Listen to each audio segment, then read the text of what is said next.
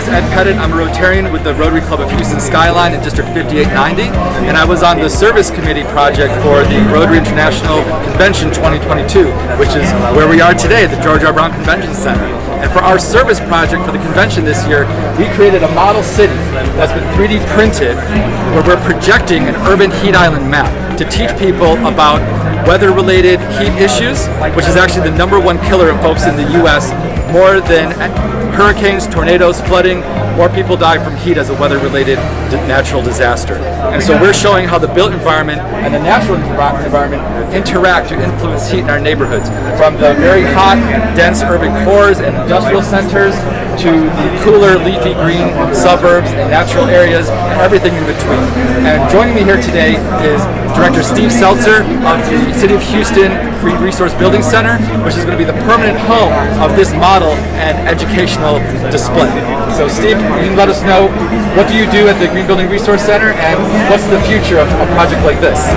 Well, actually, I'm very excited that Ed contacted me for this, and it was a perfect fit. Right away I said, oh, okay, I've got 3,000 square feet of educational displays, over 50 of them, and I'm a destination for people to come learn about green building technologies. Well, one of the green building technologies is avoiding heat gain in this climate, and one of the big things that I have going on in my mind is the urban heat island effect. So this is perfect for me.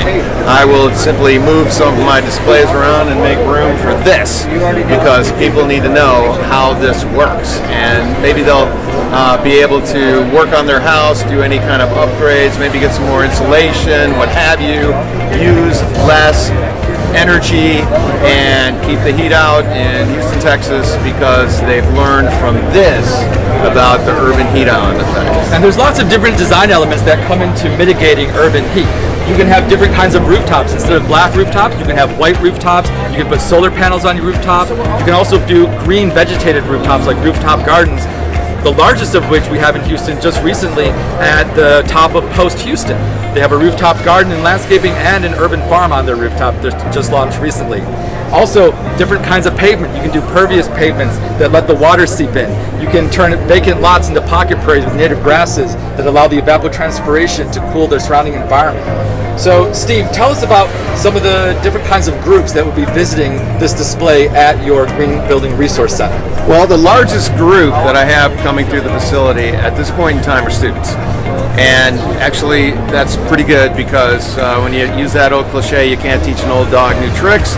Sometimes you can, but I really like having young people trying to get a handle on what is going on with their world and how they can make smarter decisions in the future. So this is perfect for me. I can't wait to collaborate even further on what these designs look like.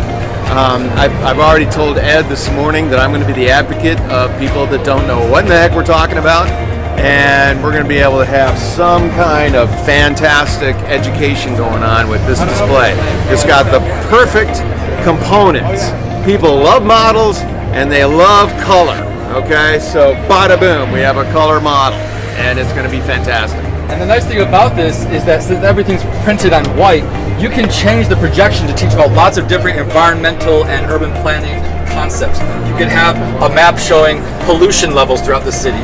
You could have animations of vehicles and how they contribute to pollution. You can talk about redlining and real estate issues. You can even talk about flooding and flood control and flood mitigation. So in addition to this physical model, also my academic faculty at Texas Southern University with the City of Houston Green Resource Building Lab to build out this educational curriculum around the display, and also making sure that we meet the goals of the Resilient Houston Plan and the Human Climate Action Plan and even the UN Sustainable Development Goals. This is a model that I think can be replicated throughout the city, throughout the nation, and internationally, especially with our network of Rotary clubs around the world. So we're very excited for this partnership.